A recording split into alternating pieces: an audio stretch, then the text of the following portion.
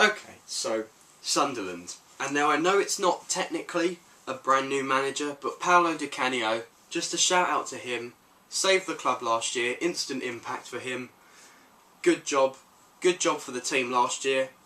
Transfers, have to say, I'm not impressed.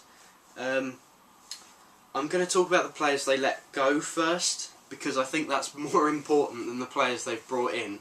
I'm just going to... Titus Bramble, nothing lost. Matthew Killingdon, nothing lost. Ryan Noble, released. He was a top young player. I think he's going to find his game lower down in the English leagues. Simon Mignolet, gone to Liverpool for 9 million quid.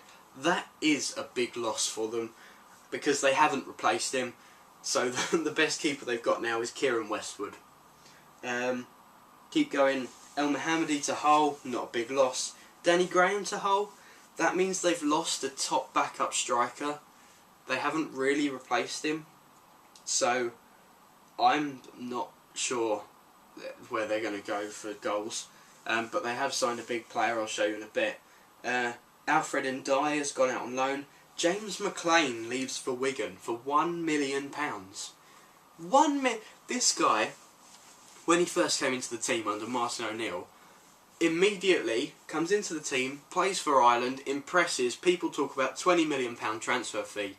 Now he leaves for £1 million. Di Canio, I know you're crazy. What are you thinking? But anyway, you're not really crazy, Di Canio. Ben Wilson and Sessegnon.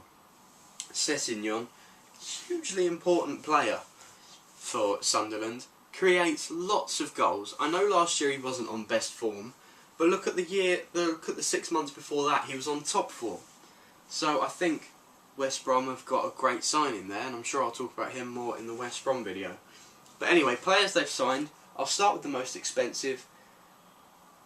Emenike Giaccherini. Now, for £6.5 million, they have stolen him from Juventus. He is a regular Italy international. Now, with great players like Pirlo and Musacchio in their team, is that Mushario? Something like that. In the Italy team, he keeps forcing his way in. Pellegrini, the Italy manager, clearly rates him. So, good signing. Josie Altidore, he's in the team as well. Now I believe he played in the Premier League on loan for Hull the last time they were in the Premier League. And he was 19 at the time, now he's like 22, 23. £6 million is a lot of money. Think he's worth it, not this year, but in the coming years he will make up for that £6 million. We keep going. Sheris Mivaras. I don't know anything about him. I know he signed from Panathinaikos for £2.6 million. Vito Manone from Arsenal comes in. Not enough to overthrow Kieran Westwood, but I think long term he will be their #1 goalkeeper. Still needs a bit more experience though.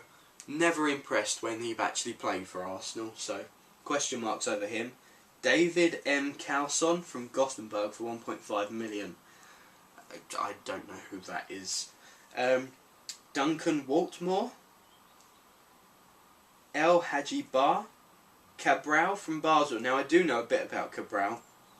He's a midfielder who is a sitting player who reads the game quite well and can capture the ball. Good player to bring in. Think he'll bring good support to their midfield. Mohamed Diakite, Vetien Rojberg, all of those players, both of those players even, I don't really know them. Fabio Borini for Liverpool. Good signing. He moved to Liverpool for £9 million after impressing Brendan Rodgers while on loan at Swansea in their second half of the Championship season when they got promoted. He's a top player. Think he's going to do really well for them. He'll sit just behind Stephen Fletcher, who I believe is their record signing. So, well done to him. Then Kulsaka. Andrea Dossena comes in from Napoli on loan.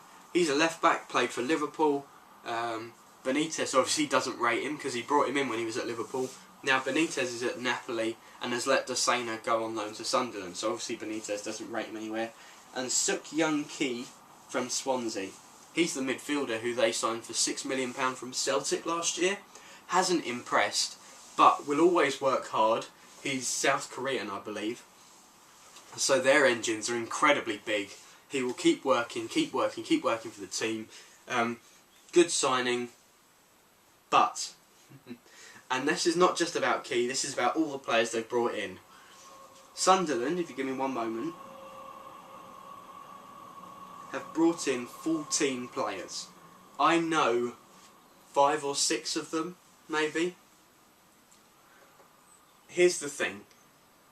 Di Canio came in, brilliant for instant impact. He had 7 games to save their season last year, and he did it. But over the summer, the club has got to know him, and surely they've found out by now that he's not quite all there. He's a sandwich short of a picnic, I believe, anyway. Because he's already started talking about how one of the players he has signed for the club, is not good enough to play for that club. Now, anyone who publicly criticises colleagues is not going to do particularly well in their job. And I believe at some point during the season, the players are not going to like him. The players are going to say, we don't want him anymore, and they're just going to go on strike. They're going to refuse to do anything until he's gone. I mean, there's been reports that he's banned ketchup from the training ground. He's banned salt on their food.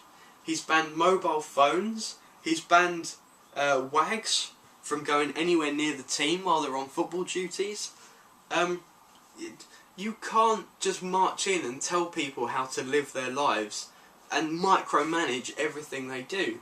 If the footballers want to go out and have a drink after a match one night, you should have to allow them to do it. If they lost, you might be angry at them, but you can't tell them they're not allowed to do that. Because they're grown men, they can make their own choices. If they want ketchup on their food at lunchtime, you can't tell them not to have ketchup on their food, because you have no basis for telling them that ketchup is bad for them. It's tomatoes and some artificial stuff. But Di Canio, I can't see him lasting until January, and I honestly believe the club is going to get relegated.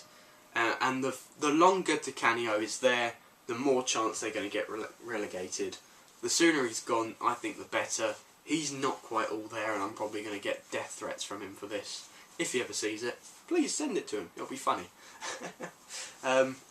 So yeah, I see Sunderland getting relegated unless they get a really good manager in to save them before January, before the team completely goes to pot.